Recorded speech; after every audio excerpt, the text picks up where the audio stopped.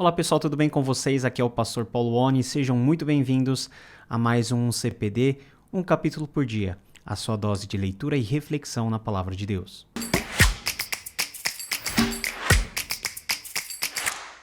E hoje vamos começar a última grande sessão do livro de Gênesis, que é a história de Jacó, mais especificamente a história de José. Capítulo de número 37, na Nova Versão Internacional, diz o seguinte: Jacó habitou na terra de Canaã, onde seu pai tinha vivido como estrangeiro. Esta é a história da família de Jacó. Quando José tinha 17 anos, pastoreava os rebanhos com os seus irmãos. Ajudava os filhos de Bila e os filhos de Zilpa, mulheres de seu pai, e contava ao pai a má fama deles. Ora, Israel gostava mais de José do que de qualquer outro filho, porque lhe havia nascido em sua velhice. Por isso mandou fazer para ele uma túnica longa. Quando seus irmãos viram que o pai gostava mais dele do que de qualquer outro filho, odiaram-no e não conseguiam falar com ele amigavelmente.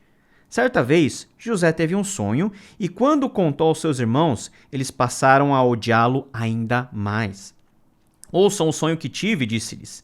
Estávamos amarrando os feixes de trigo no campo, quando meu feixe se levantou e ficou em pé. E os seus feixes se ajuntaram ao redor do meu e se curvaram diante dele. Seus irmãos lhe disseram: Então você vai reinar sobre nós?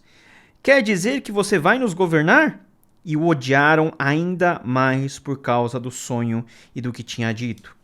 Depois teve outro sonho e o contou aos seus irmãos. Tive outro sonho, e dessa vez o sol, a lua e 11 estrelas se curvavam diante de mim. Quando contou ao pai e aos irmãos, o pai o repreendeu e lhe disse: Que sonho foi esse que você teve? Será que eu, sua mãe e os seus irmãos viremos a nos curvar até o chão diante de você? Assim os seus irmãos tiveram ciúmes dele. O pai, no entanto, refletia naquilo. Os irmãos de José tinham ido cuidar dos rebanhos do pai perto de Siquém. E Israel disse a José: Como você sabe, seus irmãos estão apacentando os rebanhos perto de Siquém. Quero que você vá até lá. Sim, senhor, respondeu ele. Disse-lhe o pai: Vai ver se está tudo bem com seus irmãos e com os rebanhos, e traga-me notícias. Jacó enviou quando estava no vale de Hebrom. Mas José se perdeu quando se aproximava de Siquém. Um homem o encontrou vagueando pelos campos e lhe perguntou: Que é que você está procurando? Ele respondeu: Procuro meus irmãos. Pode me dizer onde eles estão apacentando os rebanhos? Respondeu o homem: Eles já partiram daqui. Eu os vi dizer: Vamos para Dotã. Assim José foi em busca dos seus irmãos e os encontrou perto de Dotã. Mas eles o viram de longe e, antes que chegasse, planejaram matá-lo. Lá vem aquele sonhador, diziam uns aos outros. É agora! Vamos matá-lo e jogá-lo num desses poços e diremos que um animal selvagem o devorou. Veremos então o que será dos seus sonhos.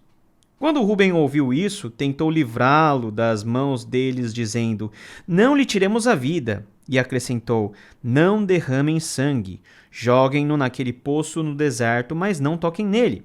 Rúben propôs isso com a intenção de livrá-lo e levá-lo de volta ao pai.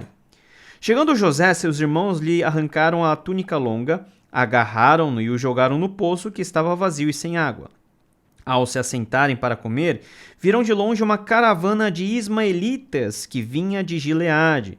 Seus camelos estavam carregados de especiarias, bálsamo e mirra que eles levavam para o Egito. Judá então disse aos seus irmãos: Que ganharemos se matarmos o nosso irmão e escondermos o seu sangue? Vamos vendê-lo aos ismaelitas. Não tocaremos nele, afinal é nosso irmão, é nosso próprio sangue. E os seus irmãos concordaram. Quando os mercadores ismaelitas de Midian se aproximaram, seus irmãos tiraram José do poço e o venderam por 20 peças de prata aos ismaelitas que o levaram para o Egito. Quando Rúben voltou ao poço e viu que José não estava lá, rasgou as suas vestes e, voltando a seus irmãos, disse: O jovem não está lá. Para onde irei agora? Então eles mataram um bode, mergulharam no sangue a túnica de José e mandaram ao pai com este recado: Achamos isto, veja se é a túnica do teu filho. Ele a reconheceu e disse: É a túnica de meu filho. Um animal selvagem o devorou. José foi despedaçado. Então Jacó rasgou suas vestes, vestiu-se de pano de saco e chorou muitos dias por seu filho. Todos os seus filhos e filhas vieram consolá-lo, mas ele recusou ser consolado, dizendo: Não! Chorando descerei à sepultura para junto de meu filho, e continuou a chorar por ele. Nesse meio tempo, no Egito, os midianitas venderam José a Potifar, oficial do faraó e capitão da guarda. Chegamos no fim, na parte final de Gênesis, com a história de Jacó. Mas o interessante é que nós temos aqui a estrutura. Esta é a história da família de Jacó, usando a fórmula Toledot. Essas são as histórias, ou a história. Mas aqui a história principal, para frente, passa a ser a de José. É muito interessante que Gênesis ele traz muito mais detalhes da vida de Jacó e dos seus feitos antes da morte de Isaac do que depois. Nós temos aí a sequência da morte de Isaac, a sequência aí do relato das gerações de Esaú e finalmente, e esta é a história da família de Jacó e tudo começa quando José tem 17 anos. José é o primeiro filho de Raquel, o seu 11º filho. Certo? Mas era um filho muito querido. E isso causou muitos problemas para José e para toda a família de Jacó. Nós podemos ver que aos 17 anos, José também pastoreava rebanho junto com todos os seus irmãos. Mas algo que José fazia que despertava o ódio dos irmãos era que José delatava ao seu pai Jacó todas as maldades que os seus irmãos faziam. Ele contava ao pai a má fama deles. Esse é o primeiro ponto, porque os irmãos odiavam Jacó. O segundo ponto é que Jacó amava muito mais José do que os demais.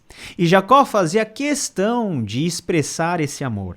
Aqui no versículo 3 nós temos o seguinte: Ora, Israel gostava mais de José do que qualquer outro filho, porque ele havia nascido em sua velhice, por isso mandou fazer para ele uma túnica longa. Em algumas versões nós temos uma túnica colorida. Enfim, Jacó, ele não escondia que José era o preferido dele e fazia questão de mostrar isso para todos os seus outros filhos.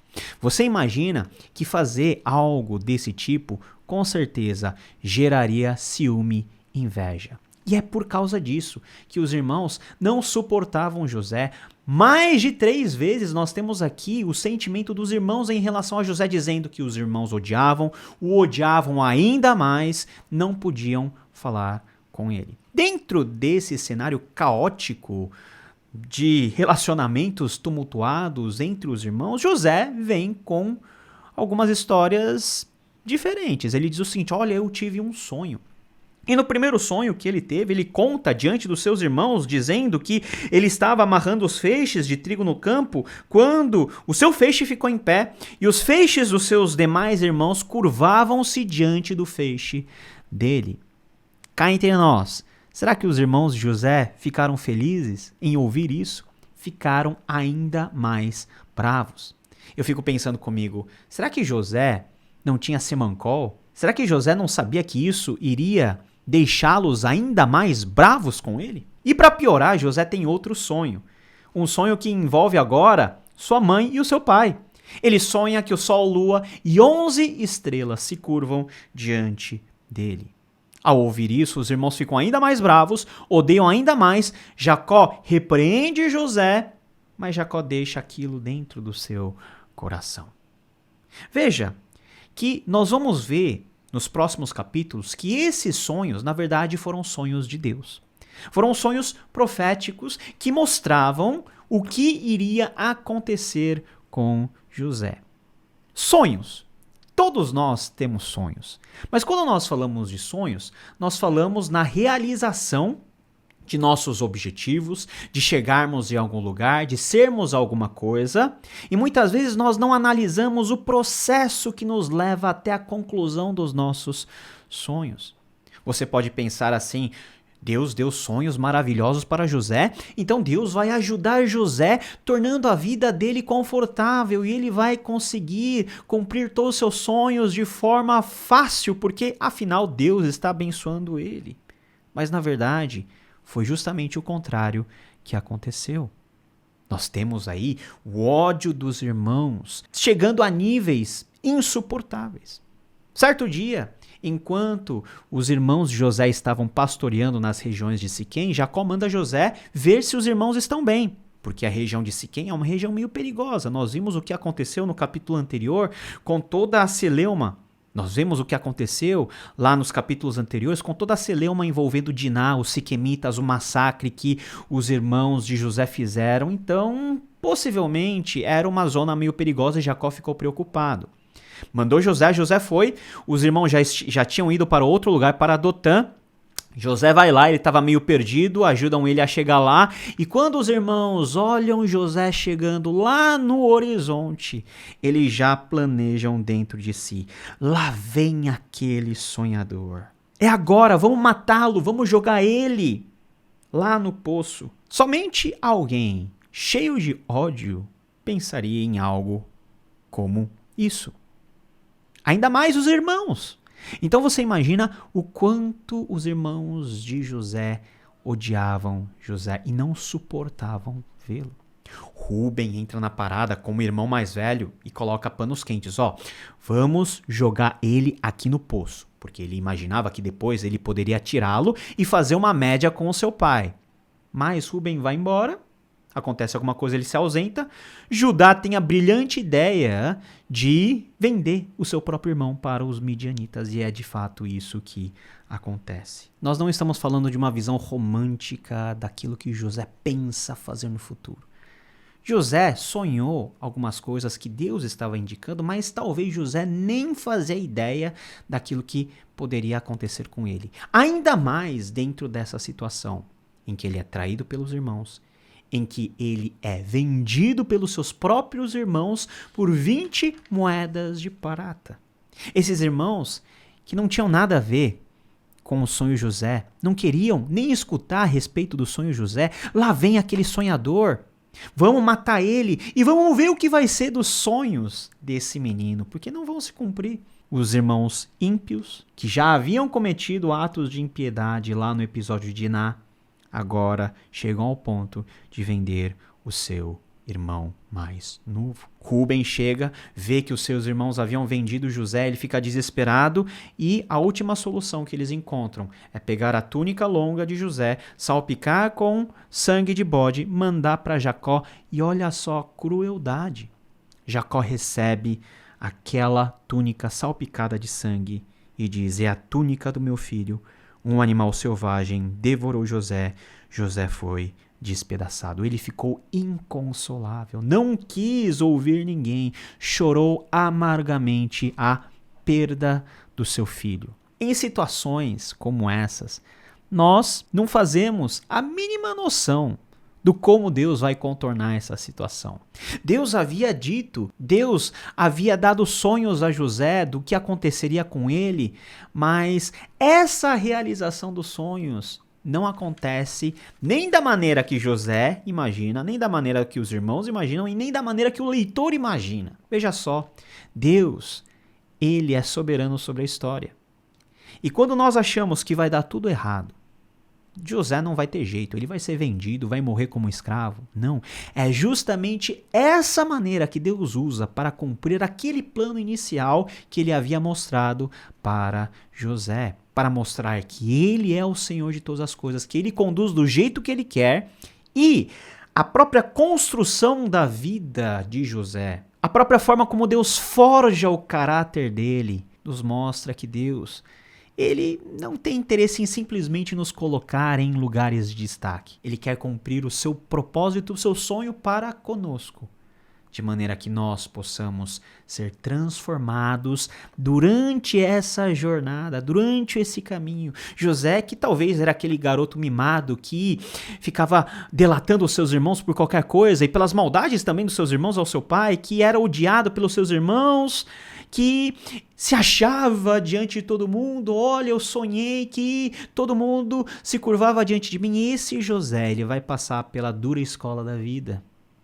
Ele vai ser traído, ele vai ser esquecido, mas em todo esse processo, o Senhor da história está forjando o seu caráter para, por meio de José, esse José maduro, esse José forjado na forja quente da nossa existência, ele pudesse, enfim, assumir aquele lugar, aquela posição que os 2 sonhos que Deus havia dado a José indicavam. José vai chegar lá. Nós sabemos que José vai se transformar no governador do Egito, mas não de forma fácil, às duras custas.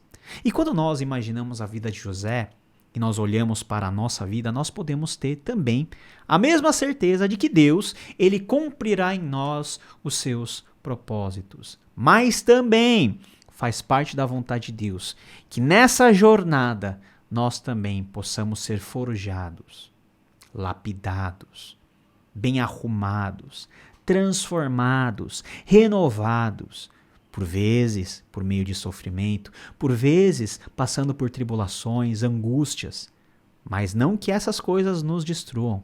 Deus, ele continua fiel, ele está firme e forte, segurando na nossa mão, nos conduzindo até o propósito final dele para com as nossas vidas.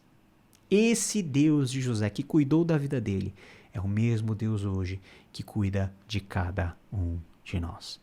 Cenas dos próximos capítulos, o que será que vai acontecer com esse José que, enquanto seu pai está chorando, está sendo vendido lá para a casa de Potifar no Egito? Vamos ver devagarzinho aqui no CPD. Que Deus te abençoe e nos vemos no próximo capítulo. Tchau, tchau.